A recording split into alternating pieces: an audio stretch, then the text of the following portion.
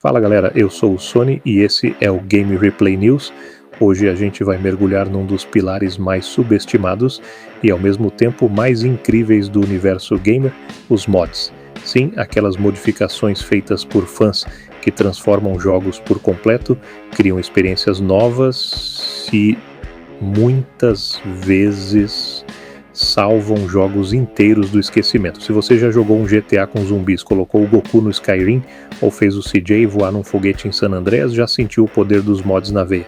Então prepara o cafezes, segura a nostalgia e bora entender como os fãs transformaram seus jogos favoritos em algo muito maior do que os próprios estúdios imaginavam. Quando a gente pensa em grandes revoluções dos games, normalmente vem à cabeça nomes como Mario, Doom, PlayStation, Unreal Engine, mas existe um exército silencioso que molda, melhora e estende a vida útil dos jogos há décadas, a comunidade modder. Hoje vamos ver como os mods surgiram, evoluíram e principalmente como eles impactaram positivamente a indústria, criando verdadeiras obras-primas feitas por fãs. O nascimento dos mods. Tudo começou lá nos anos 90 com jogos como Doom e Quake. Esses títulos da id Software foram projetados com uma filosofia aberta, permitindo que os jogadores criassem suas próprias fases, armas e monstros. Foi o ponto de partida para o que conhecemos hoje como modding. Na época, não existia tutorial no YouTube, nem ferramenta oficial. Os caras aprendiam tudo na unha, desmontando os arquivos do jogo com programas improvisados. E ainda assim surgiram coisas incríveis. O primeiro grande boom foi o Team Fortress, que nasceu como um mod de Quake e acabou virando franquia da própria Valve anos depois.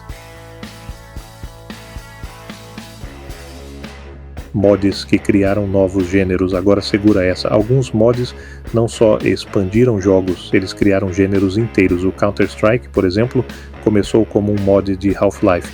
O Dota nasceu dentro do Warcraft 3 e o PUBG também era um mod inspirado em Battle Royale, feito em Arma 2 e depois virou um game standalone que iniciou a febre dos Battle Royales. Ou seja, sem os mods, talvez esses gêneros nem existissem. A indústria inteira bebeu da criatividade dos fãs. Mods que salvaram jogos inacabados. Agora vamos falar de heróis.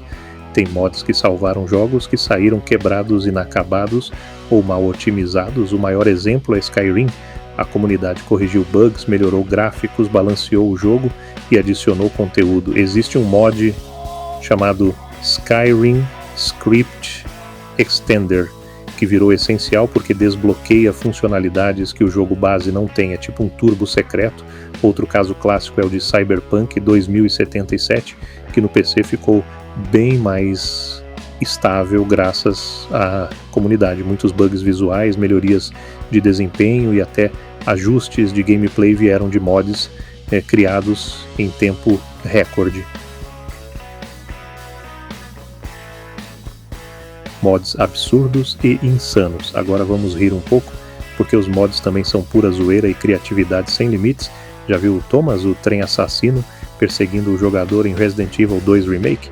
Ou o Kratos substituído por Shrek em God of War? Já jogou o GTA com o Homem-Aranha lançando teia pelos postes? Esses mods são insanos e é justamente aí que mora o charme. Os fãs brincam com o absurdo e transformam o jogo em algo único.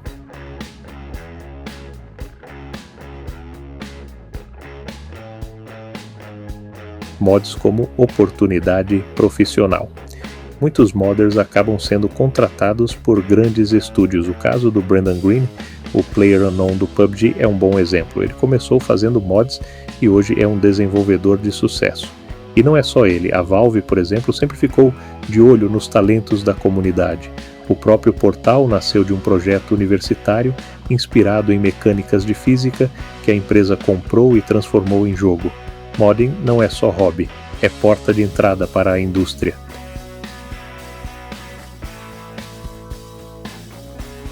A guerra contra o modding. Nem tudo são flores, muitos estúdios tentaram barrar ou monetizar os mods, o que causou revolta. A Bethesda tentou vender mods pagos e a ideia foi um desastre. Já outras empresas, como a Nintendo, são extremamente rígidas, qualquer mod pode levar a processos pesados. Por outro lado, empresas como a CD Projekt Red, Bethesda, com ressalvas, Mojang e Rockstar, abraçam a comunidade modder e sabem que isso só aumenta a longevidade e a paixão pelo jogo.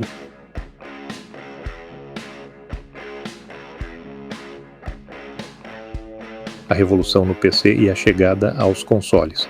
Historicamente, os mods sempre foram uma exclusividade do PC, mas isso está mudando. Hoje já é possível instalar mods no Skyrim de Xbox, por exemplo, ou usar criações no Dreams do PS4. Ainda é limitado, mas é um passo importante. Com a evolução dos consoles, armazenamento em nuvem e ferramentas mais acessíveis, o modding deve entrar cada vez mais no mundo dos consoles.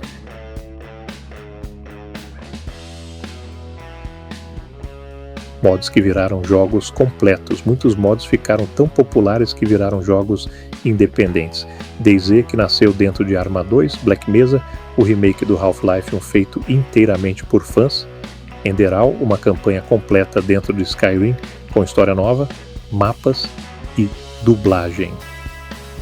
Esses projetos mostram como o modding não é só personalização, é também criação de experiências profundas e completas.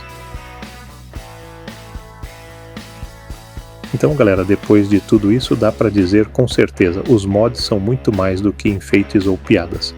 Eles são ferramentas de criatividade, expressão artística e até resgate histórico dos games. Sem os mods, talvez a gente nunca tivesse conhecido jogos como Counter-Strike, Dota ou PUBG, e muitos games teriam morrido esquecidos, cheios de bugs. A comunidade modder é, sem dúvida, um dos pilares mais importantes da cultura gamer. Se você curtiu esse vídeo, já deixa o like aí, compartilha com os amigos e comenta aqui embaixo. Qual o mod mais insano ou marcante que você já jogou? Quero saber as pérolas do seu HD. E claro, se ainda não é inscrito, se inscreve no canal e ativa o sininho para não perder nenhuma história gamer como essa. Valeu por acompanhar até aqui, eu sou o Sony, esse foi o Game Replay News e a gente se vê no próximo vídeo.